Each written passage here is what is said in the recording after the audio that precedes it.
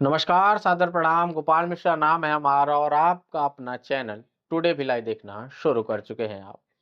25 नवंबर ये हर भारतवासियों के लिए और खासकर अयोध्या वासियों के लिए बहुत ही यादगार, शानदार और बहुत ही उत्सव भरा रहने वाला है। कारण इस दिन प्रभु श्री राम और माँ सीता का विवाह पंचमी है और इसी दिन अयोध्या के राम मंदिर के शिखर पर 30 फीट ऊंचा केसरिया ध्वज फहराया जाएगा, जिस ध्वज में कोविदार वृक्ष, भगवान सूर्य और ओम की आकृति अंकित होगी। 22 फीट लंबा और 11 फीट चौड़ा ये ध्वज होगा और जमीन से 191 फीट की ऊंचाई पर यह ध्वज फहराया जाएगा। ये ध्वज काफी ऊंचाई पर फहराया जाएगा, इसके लिए सेना और रक्षा मंत्रालय के विशेषज्ञ भी वहां पर मौजूद रहेंगे। ऑटोमेटिक रिमोट सिस्टम द्वारा यह ध्वज फहराया जाएगा। तो यदि आप 25 नवंबर को अयोध्या जाकर रामलला के दर्शन करने की सोच रहे हैं तो प्लान कैंसिल कर दें, क्योंकि 25 नवंबर को आपको रामलला के दर्शन नहीं होने वाले हैं। आम लोगों के लिए 25 नवंबर को रामलला का मंदिर बंद कर दिया गया है, कई वीआईपी मूवमेंट होने के कारण और सुरक्षा की दृष्टि से भी। वहीं 26 नवंबर से पुनः आम लोगों के लिए यह मंदिर खोल दिया जाएगा और भक्त दर्शन कर सकते हैं। चलिए आपको बताते हैं पूरी खबर। दिनांक 25 नवंबर ये वो शुभ दिन है जिस दिन को माँ सीता और प्रभु श्री राम के विवाह पंचमी के उत्सव के रूप में मनाया जा रहा है। और अयोध्या में 25 नवंबर को सुबह 11:58 पर प्रधानमंत्री नरेंद्र मोदी रिमोट कंट्रोल द्वारा इस ध्वज का ध्वजारोहण करेंगे। सुबह 11:58 से दोपहर 1 बजे तक यह ध्वजारोहण का कार्यक्रम चलेगा, जिसमें प्रधानमंत्री नरेंद्र मोदी समेत 8,000 वीआईपी हस्तियों के शामिल होने की संभावना है। इसलिए इस दिन आम लोगों के लिए मंदिर बंद रहेगा, आम लोगों को दर्शन की सुविधा नहीं मिलेगी। चलिए अब आपको बताते हैं इस ध्वज की खासियत क्या है। अयोध्या के राम मंदिर के शिखर पर जो ध्वज फहरा रहा है, इस ध्वज की खासियत क्या है।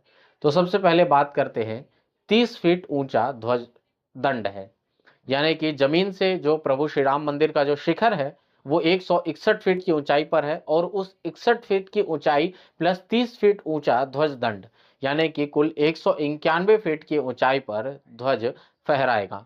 केसरिया रंग का यह ध्वज है और अहमदाबाद के कारीगरों ने विशेष नायलॉन पैरासूट कपड़े से इस ध्वज को डिजाइन किया है, इस ध्वज को बनाया है।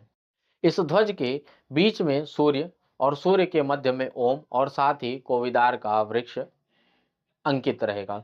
कोईदार का वृक्ष रामायण काल में इस वृक्ष को राजकीय वृक्ष का दर्जा दिया गया था और वहीं ये वृक्ष औषधीय गुणों से भरपूर है और इस वृक्ष का वर्णन वाल्मीकि रामायण में देखने को मिलता है। खास कपड़े यानी कि नायलॉन पैराशूट कपड़े से डिजाइन इस ध्वज की खासियत ये होगी कि ये किसी भी मौसम में यानी कि धूप, गर्मी और बारिश में जल्दी खराब नहीं होगा और ये किसी भी मौसम को और किसी भी टेम्परेचर को सहने की क्षमता रखता है। साथ ही इस ध्वज में 360 डिग्री रोटेटेड बेरिंग लगी होगी, जिससे हवा की दिशा बदलने पर यह ध्वज अपने आप ही हवा की दिशा में मुड़ जाएगा। तो तेज हवाओं को भी ये आराम से सह लेगा। एक खबर के मुताबिक 200 किलोमीटर प्रति घंटे की रफ्तार से भी चलने वाली हवाओं का भी इस ध्वज पर असर नहीं होगा। तेज हवाओं में भी ये सुरक्षित बना रहेगा, लहराता रहेगा।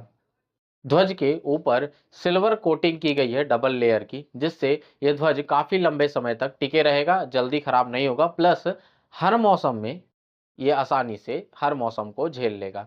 आपको बता दें कि ध्वज को बदलने की प्रक्रिया भी रिमोट कंट्रोल से ही होगी। हालांकि मंदिर ट्रस्ट द्वारा ये नहीं बताया गया है कि इस ध्वज को कितने अंतराल के बाद बदला जाएगा।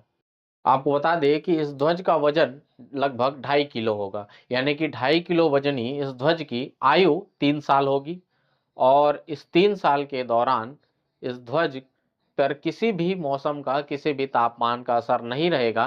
3 साल तक ये ध्वज सुरक्षित लहराता रहेगा। आपको बता दें कि इस ध्वज की ऊंचाई जमीन से 191 फीट की ऊंचाई होगी। 22 फीट लंबा और 11 फीट चौड़ा ये ध्वज होगा।